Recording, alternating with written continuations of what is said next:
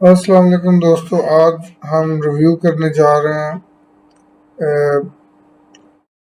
कि आपने जो है अमेरिका का वीज़ा कैसे अप्लाई करना है और उसके लिए बेसिक रिक्वायरमेंट्स क्या होती हैं। और जो वीज़ा अभी हम डिस्कस करेंगे ये विजिट वीज़ा है, जिसमें आप उसको कह लें बिजनेस वीज़ा भी कह सकते हैं। और एज ए टूरिज्म के लिए भी अगर आप जा रहे हैं तो उसके लिए आपने कैसे अप्लाई करना है, उसकी क्या क्या रिक्वायरमेंट्स होती हैं।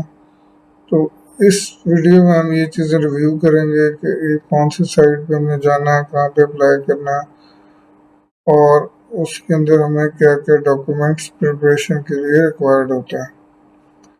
सबसे पहले तो आपने आ जाना है इस वेबसाइट पे, जैसे कि आप स्क्रीन पे देख रहे हैं ustraveldoc.com। इस पे आप जाएंगे, ये लिंक मैं आपको शेयर कर दूंगा वीडियो में। इसमें आपने इस साइट पे जाना है और सबसे पहले आपने यहाँ पे आपको नज़र आ रहा होगा बिजनेस टूर वीज़ा। इस लिंक पे आपने जाना है, या जैसे कि ऑलरेडी ओपन है तो यहाँ पे आपको ये ओवरव्यू बता रहा है कि B2 जो बेसिकली B1 B2 दो कैटेगरीज होती हैं। B1 में आप as a visitor, as a business और किसी भी पर्पज़ के लिए आप ट्रैवल कर रहे हैं तो वो आप उसमें कर सकते हैं। B2 स्पेसिफिकली होता है मेडिकल ट्रीटमेंट के लिए। अगर आप जा रहे हैं तो जस्ट फिर आपने B1 B2 सेलेक्ट करेंगे तो उसमें आपके फर्दर कैटेगरीज में आप बता सकते हैं कि आप किसी मेडिकल पर्पज़ के लिए जा रहे हैं। अभी हम ये डिस्कस करेंगे कि इसके लिए हमें अप्लाई करना है और उसके लिए हमारे बेसिक रिक्वायरमेंट्स क्या होती हैं। सबसे पहले क्वालिफिकेशन के लिए आपके पास आपको ये पता होना चाहिए कि आपने टेम्परेरी जाना है, और टेम्परेरी जाने के लिए आपके पास मैक्सिमम ड्यूरेशन होती है वो 6 मंथ्स की होती है। आपको वीज़ा अगर मल्टीपल भी मिलता है 5 इयर्स का या सिंगल एंट्री है तो इट डिपेंड्स आपने जो भी प्लान दिया हुआ है, आपकी फ्लाइट स्केजूल वगैरह सारा कुछ, तो उसके मुताबिक आपने वहाँ पे जाना है और उसके मुताबिक आपने वापस आना है। लेकिन मैक्सिमम टाइम आपके पास 6 मंथ्स का होता है। इसमें सबसे पहले आपने बताना है पर्पस। हमें पता होना चाहिए कि हमने बेसिकली हम किस पर्पस के लिए जा रहे हैं। तो अगर हम प्लेयर के लिए जा रहे हैं तो, या किसी रिलेटिव्स को मिलने के लिए जा रहे हैं तो वो प्लेयर्स में आता है। अगर आप कोई कॉन्फ्रेंस अटेंड कर रहे हैं भाई उस तरह की कोई बिजनेस के लिए जा रहे हैं तो उसमें आप बिजनेस अपना शो करेंगे और बिजनेस का पर्पस बताएंगे कि बिजनेस में आप किस पर्पस के लिए जा रहे हैं। देन इसमें आपने बताना होता है कि आपने यूनाइटेड स्टेट्स के अंदर कितने टाइम पीरियड के लिए, जैसे कि मैंने पहले बताया, आपने रहना है। लेकिन वो डिपेंड करता है कि आपकी जो फ्लाइट होनी चाहिए वो रिटर्न फ्लाइट होगी, जो कि आपने प्लान में दिया होगा, आपका जो भी ट्रैवल प्लान होगा। थर्ड आपका जो है वो बैंक स्टेटमेंट वो चेक करते हैं। उसमें आपके पास अगर आप सिंगल जा रहे हैं, 1 वीक के लिए जा रहे हैं, तो एटलीस्ट 10 लाख का आपके पास बैलेंस होना चाहिए आपके अकाउंट में। बैलेंस के लिए ये है कि आप मेंटेन करें अकाउंट। अकाउंट के अंदर वन टाइम में बहुत ज़्यादा आप पेमेंट जमा ना कराएं उसको, अगर वो ऑलरेडी नहीं है। अगर हिस्ट्री आपकी मेंटेन है तो फिर कोई इशू नहीं है। तो ये आपका मेंटेन होना चाहिए। जब तक आपको वीज़ा नहीं मिलता तब तक आपके अकाउंट में, अगर आपका वो पासपोर्ट एक्सेप्ट कर लेते हैं तो उसके बाद भी आपके अकाउंट में वो बैलेंस 2 to 3 मंथ्स के लिए होना चाहिए, जब तक आपको वो वीज़ा अलाउ नहीं करता। तो इसके बाद जो फोर्थ नंबर पे है वो, उसमें आपने आपने अगर आपका वहाँ पे कोई रिलेटिव है तो उसका आप उसमें रेफरेंस दे दें तो वो आपके लिए एक एज ए सपोर्टिंग डॉक्यूमेंट हो जाएगा। जाने के लिए उसमें आपके चांसेस भी ज़्यादा होते हैं। अगर आपके कोई रिलेटिव्स नहीं है तो आप बड़ी सिंपल है, आप booking.com, ये जो हमारे होटल की रिजर्वेशन होती हैं वो आप करवा लेंगे, जिसमें फ्री कैंसिलेशन की ऑप्शन होती है। तो वो आपने सेलेक्ट करना, वो booking.com से भी जाकर कर सकते हैं। उसको हम फर्दर देखेंगे कि हमने अगर बुकिंग लेनी है तो उसका क्या प्रोसीजर होता है। इसके बाद हम यहाँ पे आप देखेंगे कि ये एप्लीकेशन को फिल करने का क्राइटेरिया, सबसे पहले जो है वो एक फॉर्म होता है जिसको बोलते हैं DS-160। इस एप्लीकेशन फॉर्म को आप यहाँ पे क्लिक करेंगे तो ये फॉर्म आपके पास इस कंडीशन में यहाँ पे ओपन हो जाएगा। तो यहाँ से आपने अपना सिटी सेलेक्ट करना है और कंट्री सेलेक्ट करना है। तो आपने मैंने पाकिस्तान सेलेक्ट किया, इस्लामाबाद। तो यहाँ पर हम जो है वो ये जो आपको इमेज नज़र आ रहा है वो हम यहाँ पे टाइप करेंगे। उसके बाद यहाँ से हमारा एप्लीकेशन का प्रोसेस स्टार्ट हो जाएगा। तो इसको हम डिटेल में देखेंगे कि ये हमें कैसे फिल करनी है और इसके अंदर हमें जो चीज़ें मेंशन करनी है वो कैसे मेंशन करनी है। तो ये हम एक डिटेल इसके ऊपर रिव्यू करेंगे और उसमें आपको बताएंगे कि इसको आपने अप्लाई कैसे करना है। इसके बाद आपके पास जो है वो यहाँ पे आपने वो इंग्लिश लैंग्वेज जो बता रहा है आपने यूज़ करनी है। फोटोग्राफ आपको चाहिए होता है जो कि लेटेस्ट पिक्चर आपकी होनी चाहिए और वो इस फॉर्म DS-160 में आपको रिक्वायर्ड होगी, स्कैन फॉर्म में आनी चाहिए आपके पास। इसके बाद आपने सबमिट करनी है वो उसकी आपको फर्दर यहाँ पर डिटेल भी मिल जाएगी कि आपने पिक्चर्स कैसी होनी चाहिए, साइड पोज भी होना चाहिए और बिल्कुल क्लियर होनी चाहिए और लेटेस्ट पिक्चर आपकी होनी चाहिए। इसके बाद आपने अपना जो वो बता रहे हैं कि एप्लीकेशन जो है वो 20 मिनट से ज़्यादा अगर आप उसको सेशन को ओपन रखेंगे तो वो एक्सपायर हो जाएगा। तो आपने हर फॉर्म फिल करते हुए हर जो फॉर्म का पार्ट फिल करेंगे उसे सेव करते हुए बस वही है। तो हम फर्दर इसको देखेंगे। ये जब आपका फॉर्म कंप्लीट होगा तो इसके बाद आपको एंड पे ये कंफर्मेशन बार कोड का पेज नंबर देगा। ये कंफर्मेशन पेज बेसिकली हमने एक और फॉर्म हम यूज़ करेंगे जिसके अंदर हम ये वाला जो हमें बार कोड का नंबर मिलेगा ये नंबर हमने एक और पेज के ऊपर जाकर यूज़ करना है। जो मैं आपको इन्फॉर्मेशन बता रहा हूँ ये इन्फॉर्मेशन आपने जब अप्लाई करना है तो ये इन्फॉर्मेशन है when you are applying from Pakistan.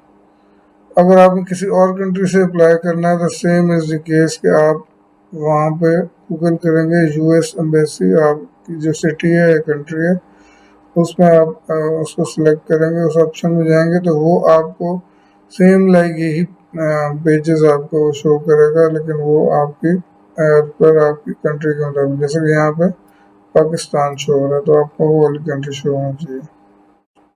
तो ये इसका बेसिकली फॉर्म है। इसके बाद आपने करना क्या होता है कि आपने इसकी ट्रैवल की फीस सबमिट करनी होती है और उसके लिए आपने क्या करना है कि पेमेंट्स एंड बैंक ऑप्शन हो जाना है। यहाँ पे जैसे कि मैंने आपको बताया कि आपने पहले वो वाला फॉर्म फिल करना है DS-160। जब तक आप वो फॉर्म फिल नहीं करेंगे तो आप इस स्टेप पर नहीं आ सकते क्योंकि वीज़ा की जो फ़ी पे करते हैं तो उसमें वही आपकी एप्लीकेशन का रेफरेंस नंबर यहाँ पे मेंशन होता है और यहाँ पे आपको एक अलग से फॉर्म फिल करना पड़ता है जो कि लाइक दिस, जैसे कि आपको सैंपल नज़र आ रहा है। यहाँ पे आपका नंबर आएंगे, एप्लीकेशन नंबर आएगा जो उस फॉर्म में आपने फिल किया, अमाउंट आएगी और ये सारा कुछ मेंशन होगा। तो ये जो फॉर्म है ये चालान आपने प्रिंट करना है। प्रिंट कॉपी करने के बाद ये आपने अलाइड बैंक की किसी भी ब्रांच में जाकर इसको सबमिट कराना। तो ये US डॉलर की जो भी कन्वर्जन रेट होगा उस पे आपकी वो बैंक आपसे पेमेंट चार्ज करेगा और आपका यहाँ पे जो CNIC नंबर होगा वो आपका यहाँ पे जो आपका नंबर होगा CNIC वो ही आपका ट्रैकिंग नंबर बेसिकली होगा अपॉइंटमेंट के लिए। जब आप अपॉइंटमेंट लेने जाएंगे तो वही आपने यूज़ करना है। नंबर आप डालेंगे तो आपका ट्रैकिंग नंबर वहाँ पे आ जाएगा। तो अब आपने क्या करना है, अपॉइंटमेंट के लिए बेसिकली जो आपने यहाँ पे कैटेगरी है कि आपने किस उसके लिए अप्लाई किया हुआ है। आप नॉन इमिग्रेंट वीज़ा एप्लीकेशन करेंगे, यहाँ आप अप्लाई करेंगे।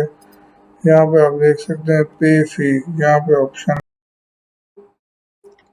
अब यहाँ पे आप देख सकते हैं कि यहाँ पे आपको जब आपने इसकी फी वगैरह पे करनी है और बैंक की जो भी रिक्वायरमेंट्स हमने पे करनी है, तो उसके लिए आप यहाँ पर एक ऑप्शन आएगी लॉगिन की। इस पे जब आप क्लिक करेंगे तो आपके पास सेम लाइक दिस पेज आपके पास ओपन हो जाएगा। अगर आपने ऑलरेडी आप रजिस्टर्ड नहीं है तो आप यहाँ पे ऑप्शन आती है न्यू यूज़र की। न्यू यूज़र आप ओपन करेंगे तो आपके पास ये ऑप्शन आ जाएगी। यहाँ पे आपने जाके ईमेल और आपका जो पासपोर्ट पे फर्स्ट नेम लास्ट नेम है वो आपने बताना, अपना यूज़र नेम अपना यहाँ पे पासवर्ड सेलेक्ट करना, 2 दफ़ा उसे कंफर्म करना और रजिस्टर हो जाना। उसके अंदर फर्दर आपके पास फिर जो भी अगर आप ग्रुप में इंटरव्यू दे रहे हैं तो आपने उसमें बताना कि आपने जो भी ग्रुप मेंबर्स हैं उन सबको सिलेक्ट करना एज ए ग्रुप। अगर आप इंडिविजुअल जा रहे हैं तो फिर आप सिर्फ अपना उसके अंदर डाटा फिल करेंगे। फिल करने के बाद जब आप डाटा वगैरह फिल कर लेंगे उसके बाद आपके पास यहाँ पर बैंक की आपके पास ऑप्शन आ जाएगी।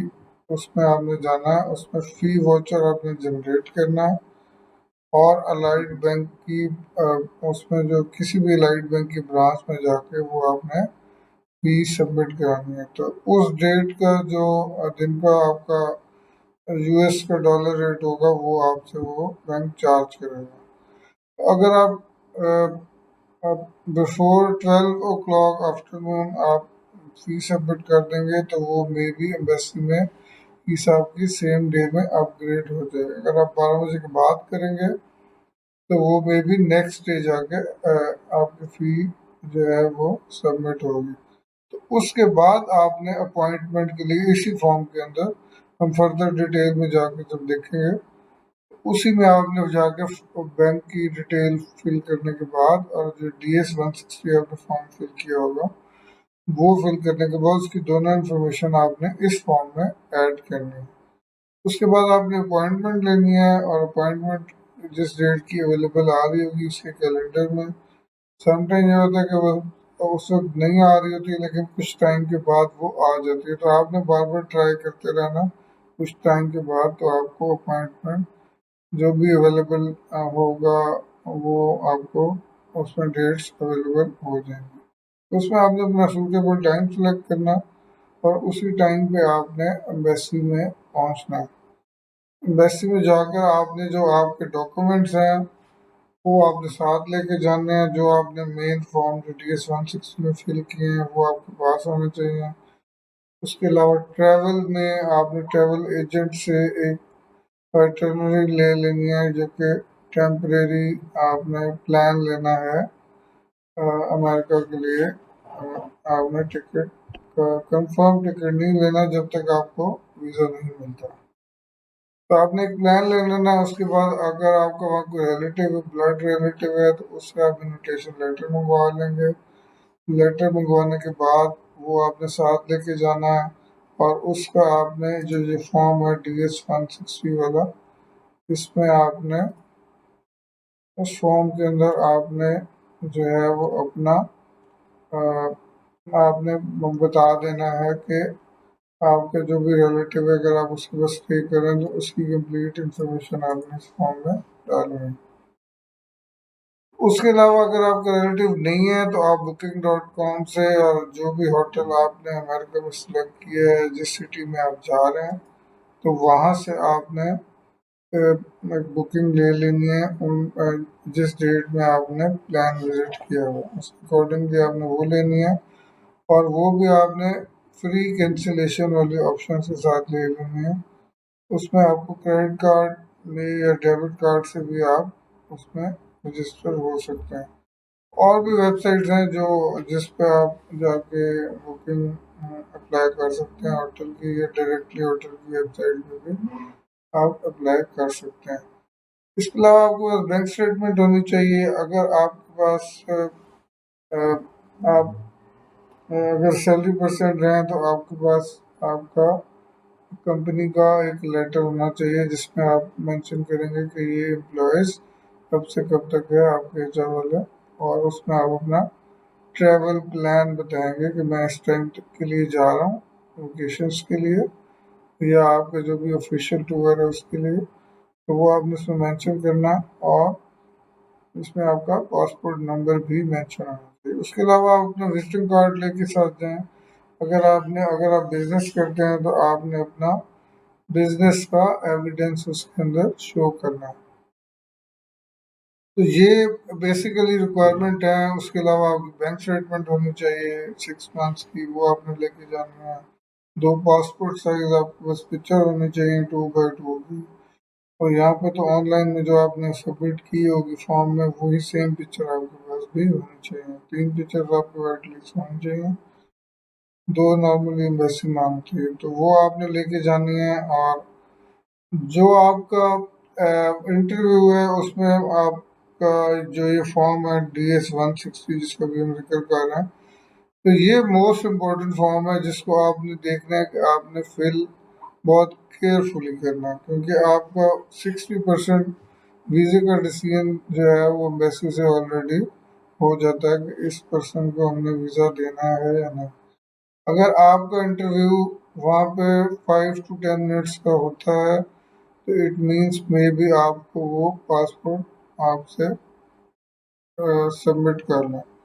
अदरवाइज वो आपको जो है वो वाइट पेपर का एक फॉर्म होता है, वो आपको दे के आपको आपके पासपोर्ट के साथ आपको वापस भेज दें। वीज़े के ऊपर जो पासपोर्ट होता है उसके ऊपर आपकी कोई रिजेक्शन या कोई इस तरह की कोई स्टैंप नहीं होती, वजह से आपको पासपोर्ट रिटर्न कर देते हैं। अगर आपको पासपोर्ट रिटर्न हो जाता है मीन्स कि आपको वीज़ा नहीं देंगे। अगर एम्बेसी आपका पासपोर्ट सबमिट कर लेती है, उसके बाद आपका सिक्योरिटी क्लियरेंस का प्रोसेस होता है, जो कि वो एम्बेसी अपने एंड पे करती है कि क्योंकि आपने फॉर्म में काफ़ी सारी चीज़ें मेंशन की होती हैं उन्होंने, क्रिमिनल रिकॉर्ड से रिलेटेड और इस तरह की बहुत सारी चीज़ें, और कोई मेजर ऑफेंस आपकी तरफ से नहीं होना चाहिए। और वो आपके ट्रैवल चेक करवाते हैं, सिक्योरिटी चेक करवाते हैं, सिक्योरिटी क्लियरेंस चेक करवाती होती है, उसके बाद जाके आपको एम्बेसी जो है वो वीज़ा इशू करती है। तो जब मैंने फर्स्ट टाइम अप्लाई किया था तो मेरा जो सिक्योरिटी क्लियरेंस हुई थी वो आफ्टर 10 मंथ्स हुई थी। तो अगर आपका कोई पासपोर्ट लॉन्ग टर्म के लिए एम्बेसी के पास है तो आप पासपोर्ट अपना वापस भी मंगवा सकते हैं। तो जब आपको एम्बेसी ईमेल करती है और फ़ोन पे इन्फॉर्म करेगी कि अगर अब आप अपना पासपोर्ट सबमिट करवाएं, तब आप अपना पासपोर्ट अगेन सबमिट करवा सकते हैं वीज़ा के लिए।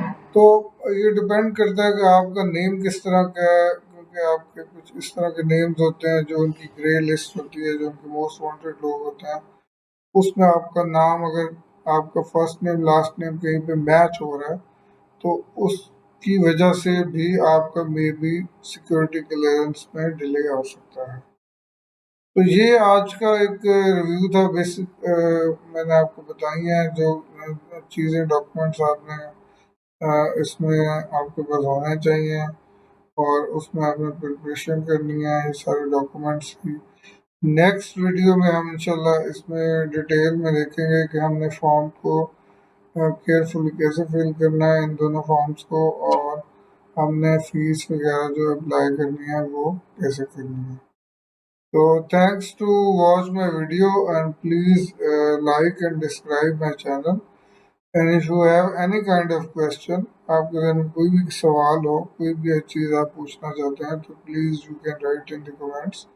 Inshallah, I will try to answer you. So thank you so much once again for your time, and take care. Allah Hafiz.